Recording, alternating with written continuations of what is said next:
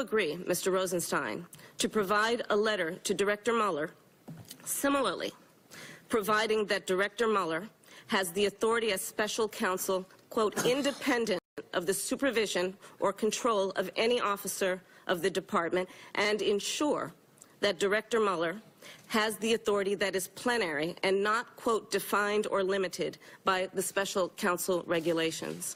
Well, Senator, I'm very sensitive about time, and I'd like to have a very lengthy conversation and explain that all to you. I tried to do that. Can you give me a yes or no answer, in the closed briefing? Well, it's not a short answer, Senator. The answer it is either you are willing to do that or not, as we have in that regard. But the Chairman, they should be allowed to answer the question. It's a long question you pose, Senator, and I fully appreciate the import of your question, and I'll get to the answer. My quibble with you is Pat Fitzgerald is a very principled, very independent person. I have a lot of respect for him. Pat Fitzgerald could have been fired by the president because he was a United States attorney. Robert Mueller cannot, because he's protected by those special counsel regulations. So although it's theoretically true that there are circumstances where he could be removed by the acting attorney general, which for this case at this time is me, your assurance of his independence is Robert Mueller's integrity and Andy McCabe's integrity and my integrity and those regulations. Sir, if I may, the greater assurance is not that you and I believe in Director Mueller's integrity, which I have no question about Mr. Mueller's integrity.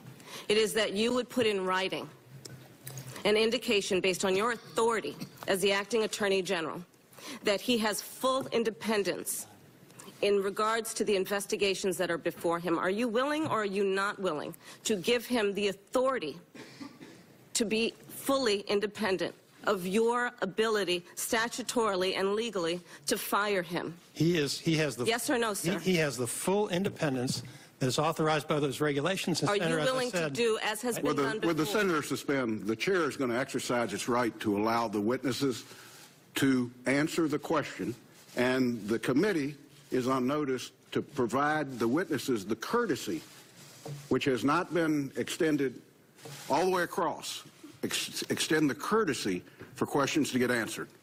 Mr. Chairman, respectfully, Mr. Rosenstein, I would point out that this witness has joked with the, as we all have, the senator ability will to filibuster. Mr. Rosenstein, would you like to thoroughly answer Thank you, the Mr. question? Chairman. Senator, I'm not joking. The truth is, I have a lot of experience with these issues, and I could speak to you for a very long time about it, and I'm sympathetic. I appreciate the 5-minute limit. That's not my limit. But the answer is, this originated, as you may know, with the independent counsel statute. And I worked for an independent counsel, and I worked in the department during the independent counsel era when independent counsels were appointed by authorization of the Senate. They were appointed by federal judges, and they had essentially the authority equivalent to the Attorney General. That statute sunsetted, and the majority of members of this body concluded that that was appropriate because they did not want special independent counsels who were 100% independent of the Department of Justice. That was a determination made by the legislature. Now, I know the folks at the department who drafted this regulation under Janet Reno, and they drafted it to deal with this type of circumstance. And the idea was that there would be some circumstances where, because of unusual events, it was appropriate to appoint somebody from outside the department, not somebody like Pat Fitzgerald, who was a U.S. attorney who could be fired, but somebody from outside the department who could be trusted to conduct this investigation independently and could be given an appropriate degree of independence. Under the regulation, he has, I believe, adequate authority to conduct this investigation, and your ultimate check, Senator, is, number one, the integrity of the people involved in the investigation, but number two, the fact that if he were overruled or if he were fired, we would be required under the regulation to report to the Congress. And so I believe that's an appropriate check. And so I realize that theoretically anybody could be fired, and so there's a potential for undermining an investigation. I am confident, Senator, that Director Mueller, Mr. McCabe, and I, and anybody else who may fill those positions in the future will protect the integrity of that investigation. That's my commitment to you, and that's the guarantee that you and the American people have. So is that a no?